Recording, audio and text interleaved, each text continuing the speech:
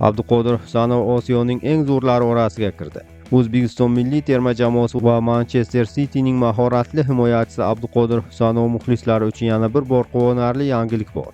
Xalqaro futbol tarixi va statistikasi federatsiyasi IFFHS ekspertlari 2025-yil yakunlari bo'yicha Osiyo qit'asining eng kuchli futbolchilaridan iborat yilning ramziy terma jamoasini shakllantirdi va unga 21 yoshli Husanov ham kiritildi. E'tiborli jihati, bu ro'yxatga jami 4 mamlakatdan o'yinchilar tanlangan.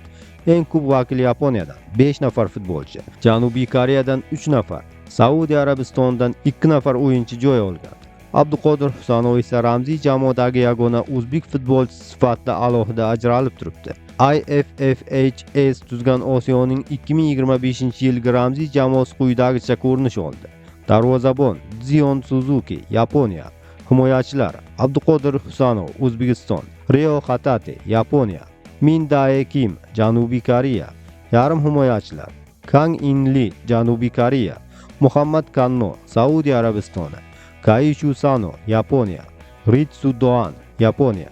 Hujumchilar Salim Ad-Dawsari, Saudiya Arabistoni, Hayon Min Son, Janubiy Koreya, Takefuso Kubo, Yaponiya.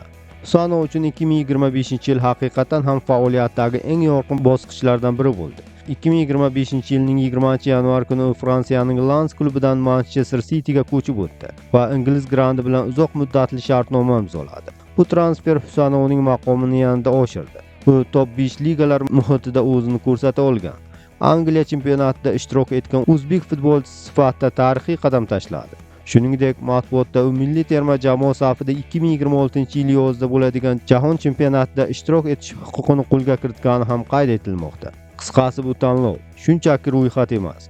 Bu Husanovning 1 yillik mehnati, sabri va xarakterini tan olish.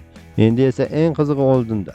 Bunday e'tiroflar odatda katta sahnada yanada katta talab va yanada baland start degani.